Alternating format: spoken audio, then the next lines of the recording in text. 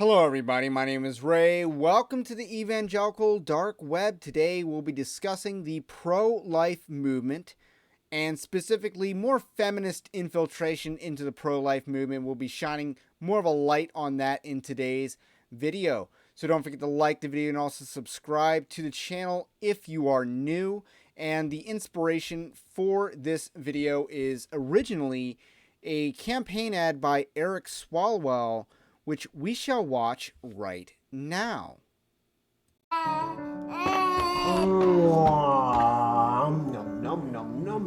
You're weird. He is weird, but cute. Gross. Mary Anderson, Yes. I have a warrant for your arrest. Arrest for what? Penal Code 243 violation. Unlawful termination of a pregnancy. You gotta be kidding me. That is my personal business. That's for the courts to decide, ma'am. Your medical records have been subpoenaed, and Dr. Landry's already in custody. No, my God, you can't just. You will have to submit to a physical examination. What? By who? No one's touching Sir, me. My wife. get that! Ma'am, turn around! Oh my God. Put your hands behind your back, now! Why is this happening? Love you, honey bear. We're just enforcing the law here. Elections have consequences. Vote Democrat on November 8th. Stop Republicans from criminalizing abortion everywhere. Now, wouldn't it be great if more Republicans campaigned on criminalizing abortion? Wouldn't it be great if Republicans had a plan to criminalize abortion and that the pro-life industry wouldn't oppose them criminalizing abortion? That would be wonderful. This ad by Eric Swalwell is ironically based. It is accidentally based because that is the future that we want. Now, it is not a pretty outcome. What they depicted was not pretty. But you know what's uglier than what they depicted in that campaign ad, in that skit? That woman going unpunished for murder. That is a far more ugly outcome than her being arrested in front of the children she did not murder. How about the police officer explain to the child, this woman killed your brother or sister? How about they explain that? This is not an undesirable outcome if you believe in God, if you believe in Jesus, if you are a Christian. Why would you oppose such an outcome of a woman being arrested for murder? This is just something that's pretty basic in the function of government. So, nevertheless, there are pro-life industry big shots out there that believe that women should not be punished for abortion. And one such tweet comes from LifeNews. And I tweeted this at them, to which they blocked me. So we're watching this on the on a private browser mode. LifeNews, not to be confused with LifeSite News, which is a different organization, apparently doesn't believe in equal protection for the unborn. This is disgraceful. Majority of the pro-life movement believes that women are morally culpable for abortion, yet this view is utterly unrepresented in the pro-life industry. So LifeSite News actually did respond, but they blocked me while responding to me, which is just how you engage in public debate. Am I right? This is totally bogus and false. This is a totally bogus and false assertion. You don't have to punish the mother, who is often the second victim of abortion, to have equal protection when an abortion ban holds the abortionist accountable for killing the baby.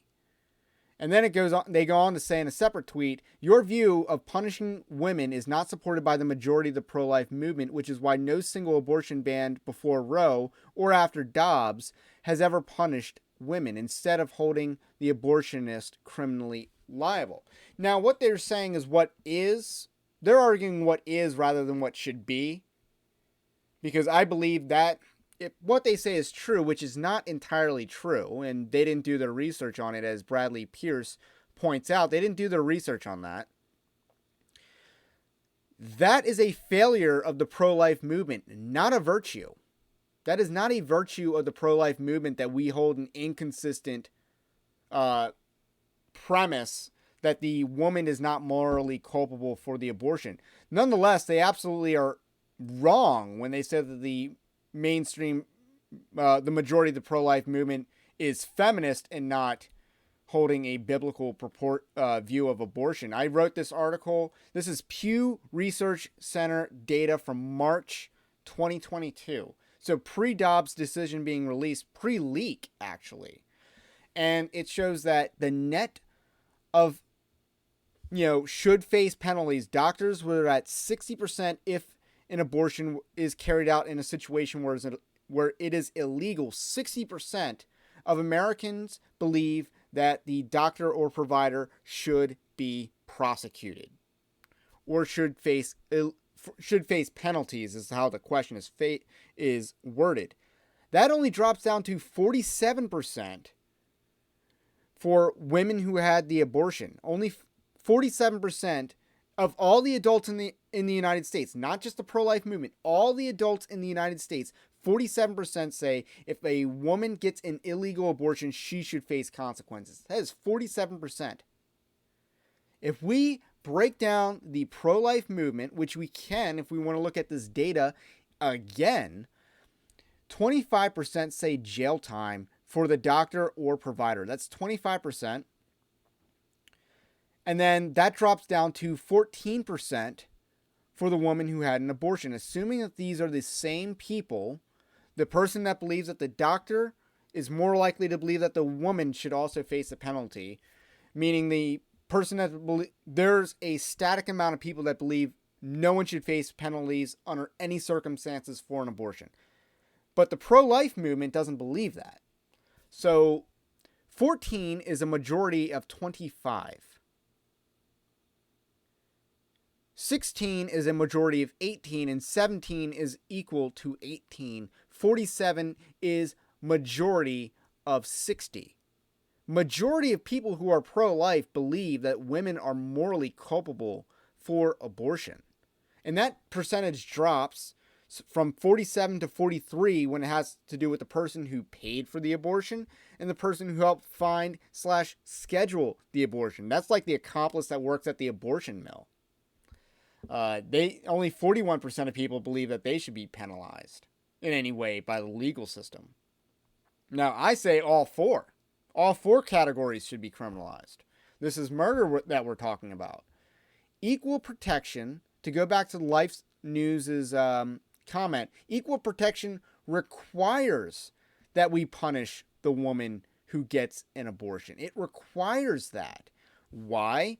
Because if I hire a hitman, dirty deeds done dirt cheap style, I would be facing criminal penalties because I'm in part of a conspiracy to commit murder. By not punishing the woman, you are tacitly denying that abortion is murder. That is what LifeNews is doing. However, their hypocrisy is actually even more gross.